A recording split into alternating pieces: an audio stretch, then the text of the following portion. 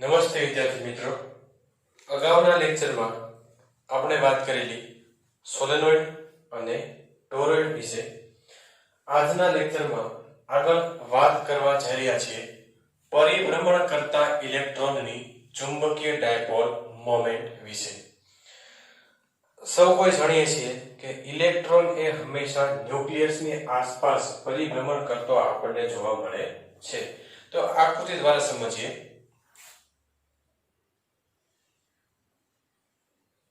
કોઈ ન્યુક્લિયસની આસપાસ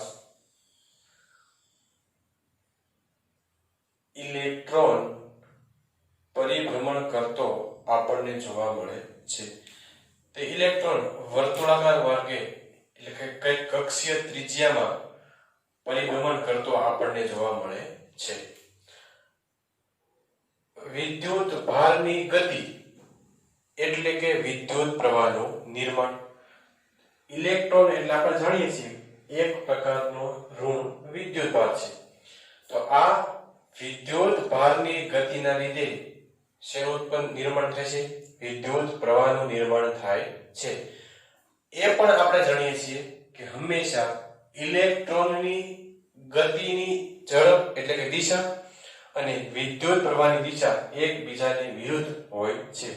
તો ઉદાહરણ તરીકે આકૃતિમાં આપણે દર્શાવ્યું છે કે ઇલેક્ટ્રોન એ વિષમ ઘડી દિશામાં ગતિ કરે છે, તો વિદ્યુત પ્રવાહ એ સમઘડી દિશામાં ગતિ કરતો આપણને જોવા મળશે. ત્યારબાદ આપણે નક્કી કરવા માંગીએ છીએ પરિભ્રમણ કરતા ઇલેક્ટ્રોનની ચુંબકીય ડાયપોલ મોમેન્ટ.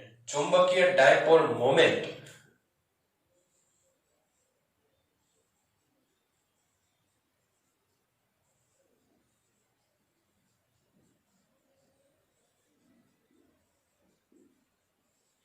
કે જેને આપણે સ્મોલ m વડે દર્શાવીએ છીએ, પરંતુ અહીંયા પરિભ્રમણ કરતા એટલે કે ન્યુક્લિયસની આસપાસ પરિભ્રમણ કરતા ઇલેક્ટ્રોનની ચુંબકીય ડાયપોલ મોમેન્ટ એટલે કે ચુંબકીય ડાયપોલ ચાક માત્રાને μL વડે દર્શાવેલ છે, જેનું ઇક્વેશન આપણે જોઈલું I * A. વ્યાખ્યા મુજબ આપણે એ રીતે લખી શકીએ કે પરિપથમાંથી એટલે કે ગૂંચળું હોય ને માં વહેતો પ્રવાહ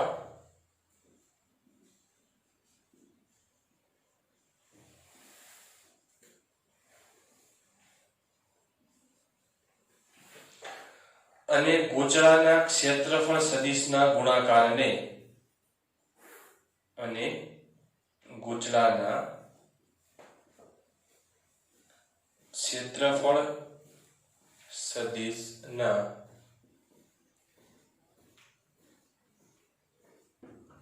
ગુણાકારને ચુંબકીય dipole moment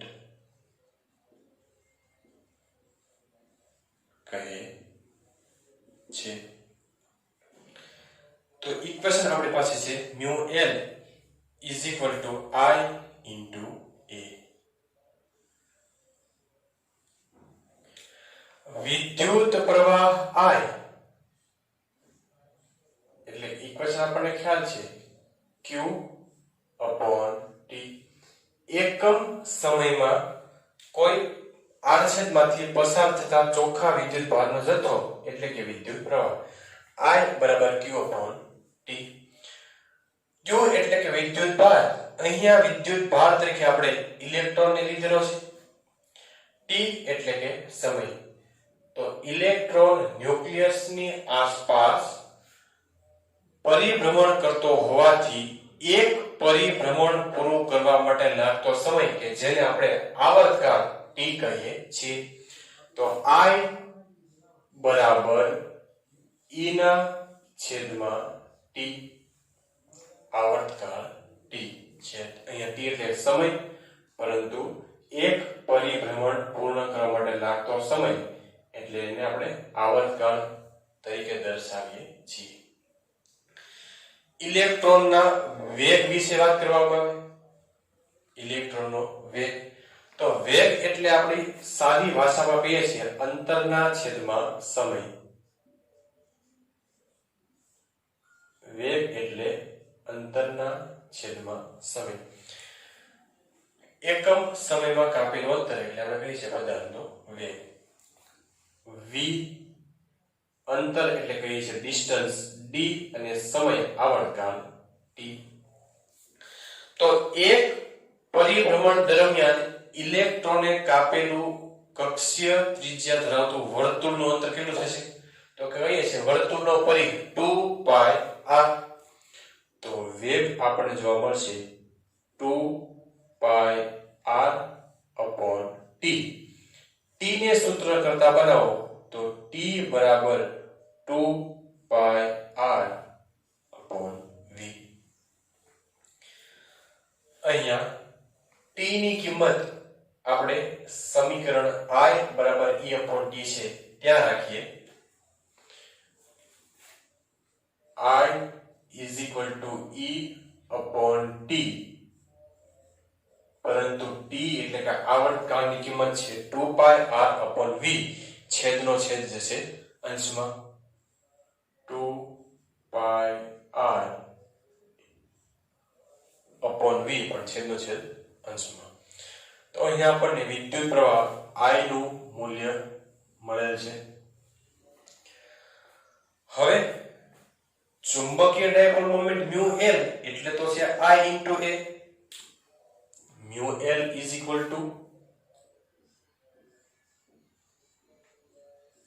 I into A. I ની કિંમત આપણને જોવા મળે છે E V upon 2 પાઈ r.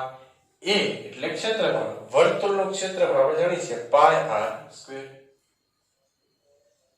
પાઈ r સ્ક્વેર, જેથી μ L આપણને જોવા મળશે pi pi cancel, 1 r cancel, E V r ના છેદમાં 2.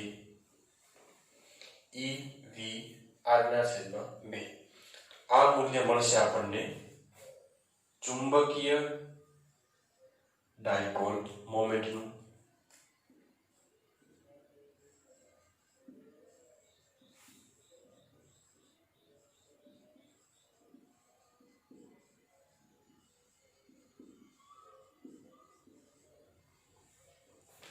ત્યારબાદ આગળ વાત કરીએ.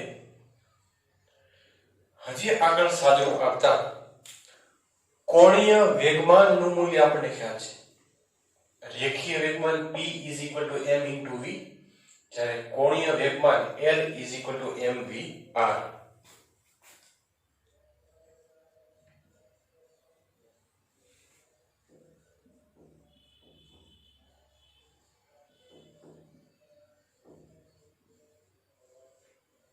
કોણીય વેગમાન L is equal to mv r.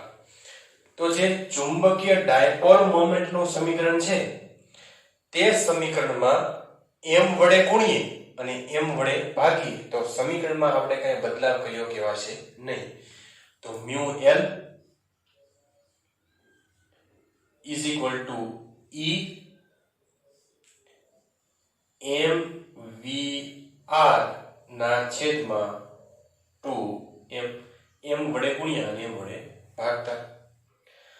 પરંતુ mv r એટલે આપણે કહીએ છીએ કોણીય વેગમાન L. તો μ L બરાબર E into L ના છેદમાં 2m. 2m. સમીકરણમાં μ L એટલે કે ચુંબકીય ડાયપોલ મોમેન્ટ, E એટલે ઇલેક્ટ્રોનનો વિસ્ભાર, L કોણીય વેગમાન, 2 અંક છે અને m એટલે ઇલેક્ટ્રોનનું દળ. કોણીય વેગમાનને ચુંબકીય ડાયપોલ મોમેન્ટના છેદમાં લઈ જઈએ એટલે કે ચુંબકીય ડાયપોલ મોમેન્ટ અને કોણીય વેગમાનના ગુણોત્તરને કહેવામાં કહેવામાં આવે છે ગાયરોમેગ્નેટિક ગુણોત્તર.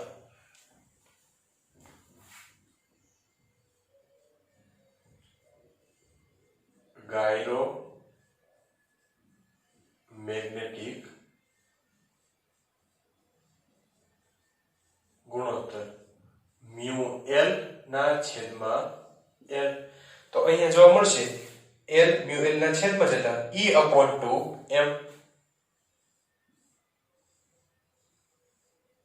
કિંમત મૂકીએ 1.6 ગુણ્યા 10 ની માઈનસ 19 ઘાત છેદમાં 2 માસ ઓફ ઇલેક્ટ્રોન 9.11 ગુણ્યા 10 ની માઈનસ 31 જેનું મૂલ્ય 8.8 ગુણ્યા 10 ની 10 ઘાત કુલમ પ્રતિ કેજી જોવા મળે છે, જે મૂલ્ય ગાયરોમેગ્નેટિક ગુણોત્તરનું મૂલ્ય છે. તો ગાયરોમેગ્નેટિક ગુણોત્તર કોને કહીશું? ચુંબકીય ડાયપોલ મોમેન્ટ અને કોણીય વેગમાનના ગુણોત્તરને ગાયરોમેગ્નેટિક ગુણોત્તર કહેવામાં આવે છે, જેનું મૂલ્ય ઇલેક્ટ્રોન માટે 8.8 ગુણ્યા 10 ની 10 ઘાત કુલમ પ્રતિ કિલોગ્રામ હોય છે. તો આ વાત થઈ ન્યુક્લિયસની આસપાસ પરિભ્રમણ કરતા ઇલેક્ટ્રોનની ચુંબકીય ડાયપોલ મોમેન્ટ વિશે.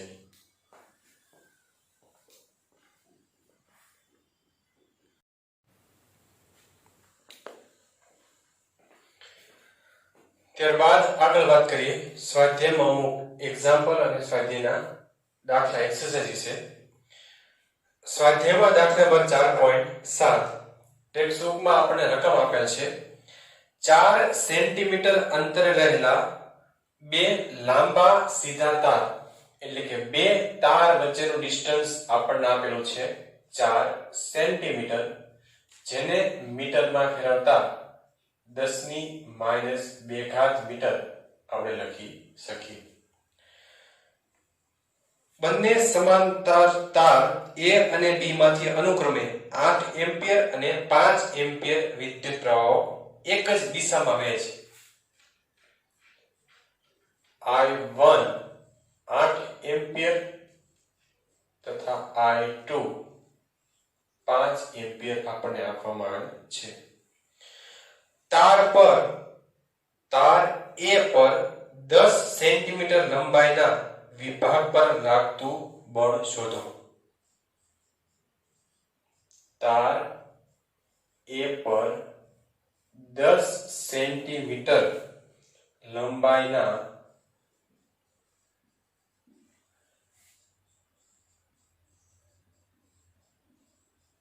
વિભાગ પર લાગતું બળ શોધો. તો આપણે થિયરી ભણેલા બે સમાંતર વિદ્યુત પ્રવાહ ધારિત તાર વચ્ચે લાગતું બળ. બે તાર આપણને આપેલા છે, બંને વચ્ચે કંઈક ડિસ્ટન્સ આપણને આપેલું છે 4 સેન્ટીમીટર. IB તાર A અને B માંથી વહેતા અનુક્રમે વિદ્યુત પ્રવાહો છે. તો તાર A પર 10 સેન્ટીમીટર લંબાઈના L બરાબર 10 સેન્ટીમીટર એટલે કે 10 ગુણ્યા 10 ની માઈનસ 2 મીટર પર લાગતું બળ આપણે શોધવાનું છે. ઇક્વેશન આપણી પાસે છે F is equal to mu 0 I1 I2 L upon 2 pi into D. F is equal to mu 0 I1 I2 L upon 2 pi D. કિંમત મૂકીએ mu 0 એટલે કે 4 pi into 10 raised to minus 7, I1 8 ampere, I2 5 ampere, લંબાઈ 10 centimetre માટે કીધું છે, તો 10 ગુણ્યા 10 ની માઈનસ 2 છેદમાં 2 પાઈ એટલે કે 3.14, ડિસ્ટન્સ આપ્યું છે 4 સેન્ટીમીટર એટલે કે 10 ની માઈનસ 2 ઘાત. સમીકરણનું સાદુરૂપ આપતા જવાબ આપણને જોવા મળશે F બરાબર 2 ગુણ્યા 10 ની માઈનસ 5 ઘાત ન્યૂટન.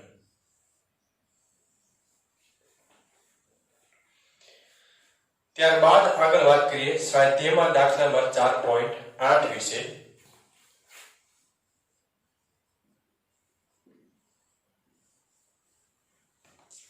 રકમ આપણને આપેલી છે 80 સેન્ટીમીટર લંબાઈના એક સોલેનોઇડ પર લંબાઈ આપણને આપવામાં આવેલી છે 80 સેન્ટીમીટર એટલે કે 10⁻2 મીટર. પાસે દરેક 400 આંટાવાળા 5 આવરણ વીંટાળેલા છે. n બરાબર કેટલા? 400. એવા કેટલા આવરણ? 5. એટલે કે કુલ આંટાઓ થશે 2000.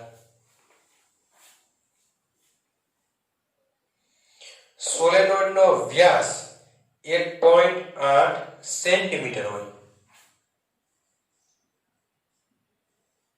એટલે કે 1.8 ગુણ્યા 10⁻2 મીટર. સોલેનોઇડમાં 8 એમ્પિયર વિદ્યુત પ્રવાહ વહેતો હોય. I બરાબર 8 એમ્પિયર. તો આપણને પૂછવામાં આવેલું છે સોલેનોઇડના કેન્દ્ર પર ચુંબકીય ક્ષેત્ર B નું મૂલ્ય કેટલું હશે? સોલેનોઇડની અંદરના ભાગમાં ઉદ્ભવતું ચુંબકીય ક્ષેત્રની પાસે આપણે જોઈ ગયા μ0 ઇન્ટુ સ્મોલ n એટલે કે એકમ લંબાઈ દીઠ આંટાની સંખ્યા ઇન્ટુ I. એકમ લંબાઈ દીઠ આંટાની સંખ્યા એટલે કે μ0 capital N upon L into I. સમીકરણમાં કિંમત મૂકીએ 4π એટલે કે 3.14 ગુણ્યા 10⁻7 n એટલે કે 2000 I એટલે કે 8. લંબાઈ આપણને આપેલી છે 80 સેન્ટીમીટર એટલે કે 80 ગુણ્યા 10⁻2 મીટર. સમીકરણનો સાદુરૂપ આપતા ચુંબકીય ક્ષેત્ર B નું મૂલ્ય આપણને જોવા મળશે 2.5 ગુણ્યા 10⁻2 ટેસ્લા.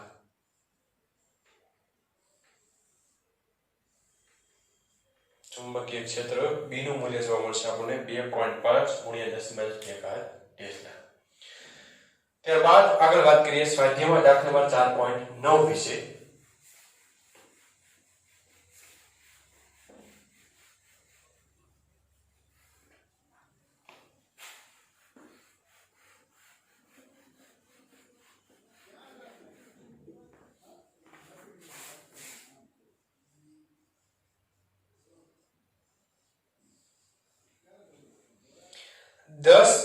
સેન્ટીમીટર બાજુઓ વાળા એક લંબચોરસ ગૂંચળાને બાજુ માપ આપ્યું છે આપણને 10 સેન્ટીમીટર એટલે કે 0.1 મીટર. ગૂંચળાને 20 આંટા છે. આંટાઓની સંખ્યા આપણને આપેલી છે 20. તેમાંથી 12 એમ્પિયર વિદ્યુત પ્રવાહ પસાર થાય છે. I બરાબર 12 એમ્પિયર.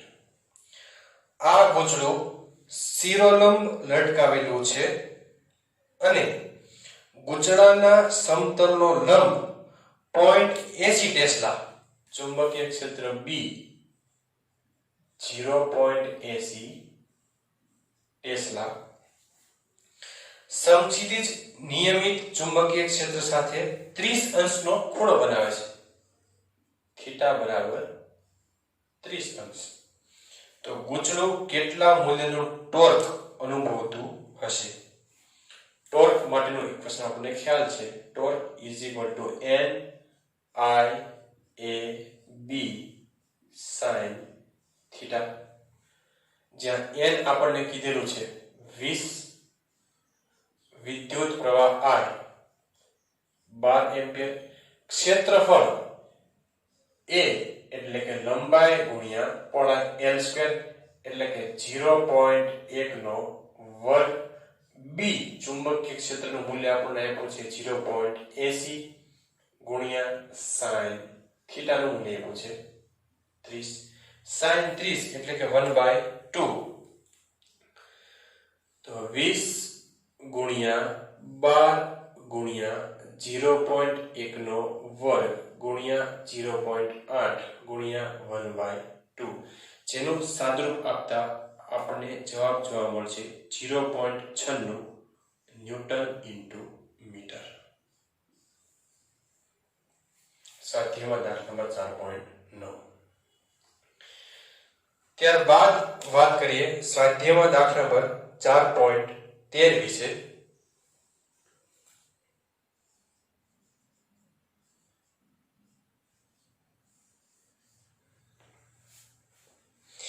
એક ટેસ્લા જેટલા નિયમિત સમક્ષિતિજ ચુંબકીય ક્ષેત્રમાં B બરાબર 1 ટેસ્લા, 8 સેન્ટીમીટર ત્રિજ્યા, R બરાબર 8 સેન્ટીમીટર એટલે કે 8 ગુણ્યા 10⁻2 મીટર અને 30 આંટાઓ ધરાવતું વર્તુળાકાર ગુજો N બરાબર 30 આંટાઓ જેમાંથી 6 એમ્પિયર વિદ્યુત પ્રવાહ વહે છે.